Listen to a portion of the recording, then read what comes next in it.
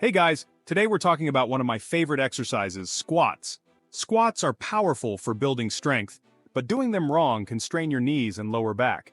I know a lot of you are eager to build those toned legs and glutes, and squats are a fantastic way to do that. But trust me, nailing the right form is absolutely crucial.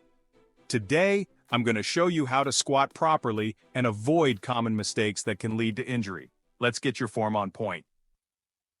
Alright, let's start with the foundation of a perfect squat foot placement. Many people make the mistake of setting their feet too wide or too narrow, which can throw off your balance.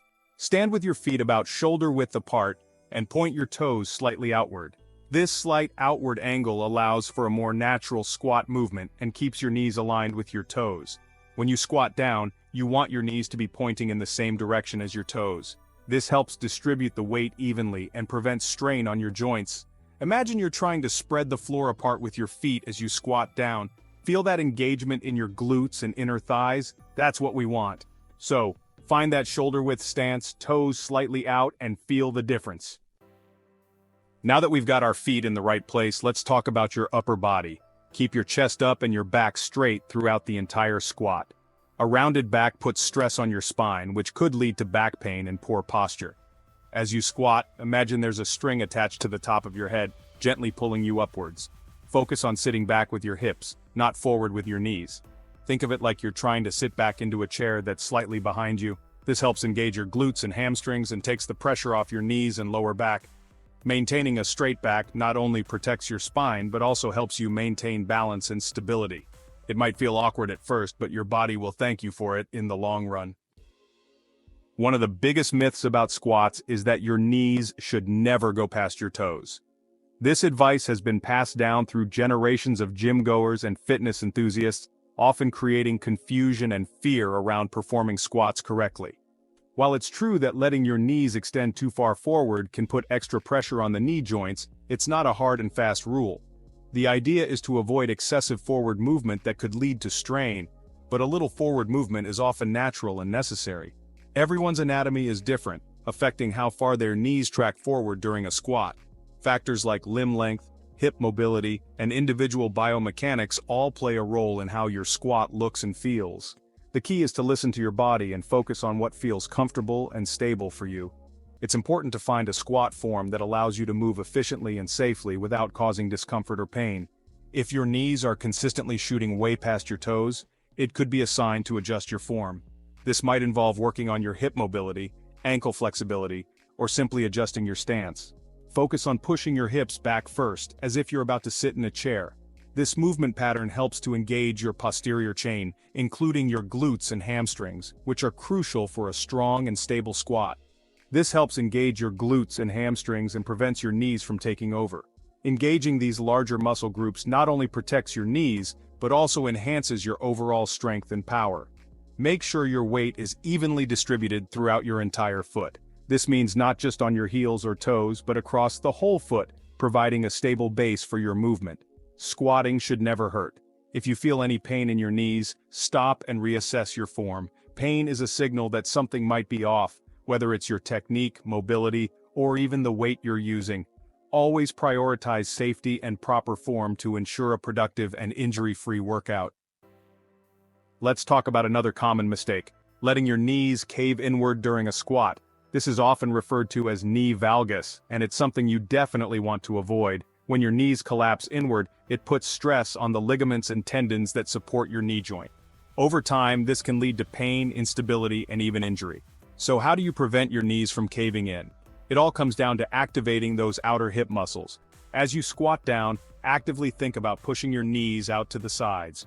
Imagine you're trying to spread the floor apart with your feet, which will help you engage your outer thighs and glutes.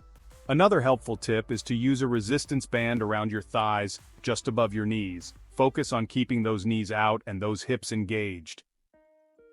Now, let's talk about squat depth. How low should you go? It depends on your flexibility, mobility, and goals. Don't be afraid to squat deep. Many people shy away from going too low, either because they think it's bad for their knees or because they lack flexibility. Squatting to a shallow depth means you're not fully engaging your glutes and hamstrings. Aim to squat down so that your thighs are at least parallel to the ground. If you can go deeper while maintaining proper form, that's even better.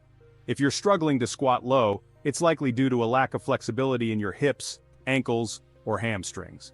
Start by incorporating simple stretches like hip flexor stretches, hamstring stretches, and ankle mobility exercises into your routine.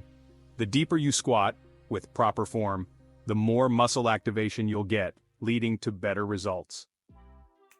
We've talked a lot about the legs and glutes, but let's not forget about the unsung hero of a good squat, your core.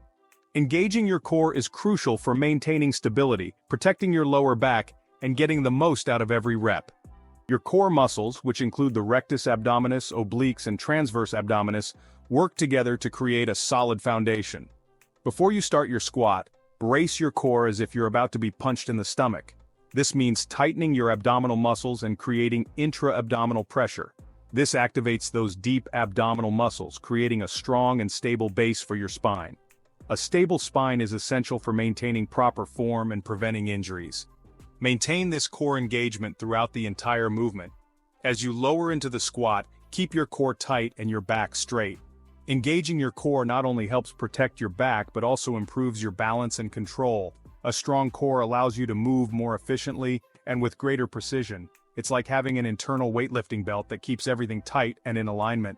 This internal support system is crucial for heavy lifts and dynamic movements. A strong core is essential for so much more than just squats. It plays a vital role in almost every exercise and daily activity. So make it a habit to engage your core during all your workouts, whether you're lifting weights, running, or even doing yoga, and you'll reap the benefits in all aspects of your fitness journey. A strong core will enhance your performance, reduce the risk of injury, and improve your overall quality of life. Let's talk about the upward phase of the squat. The key is to drive through your heels, not your toes.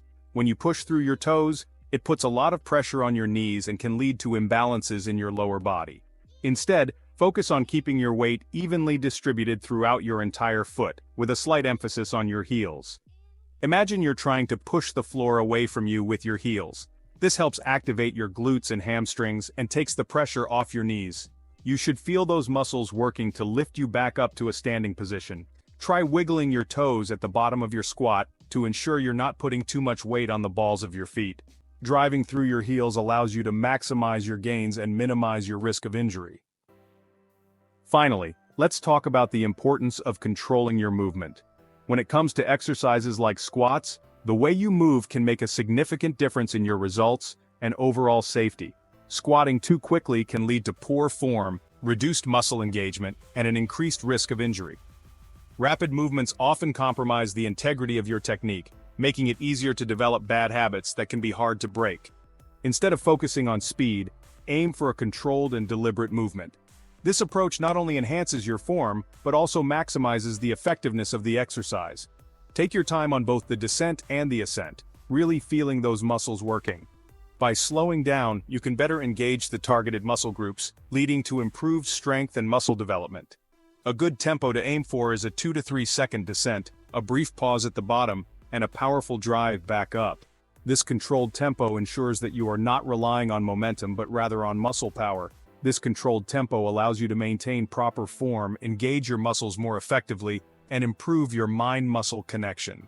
The mind-muscle connection is crucial for maximizing the benefits of your workout.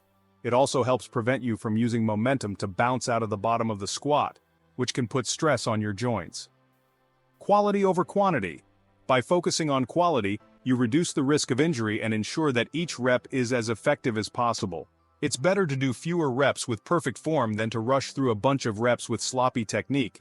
Perfect form ensures that you are targeting the right muscles and getting the most out of each movement. Slow down, focus on your movement, and make every rep count.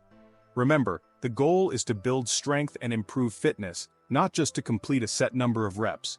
Take your time, be mindful of your form, and enjoy the process of getting stronger and healthier.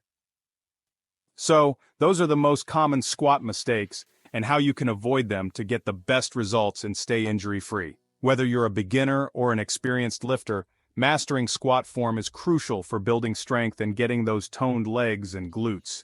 Remember, consistency is key. Don't get discouraged if you don't have perfect form right away. It takes time and practice to master any exercise, especially one as technical as the squat. If you found this video helpful, make sure to give it a thumbs up and subscribe for more tips on perfecting your fitness routine.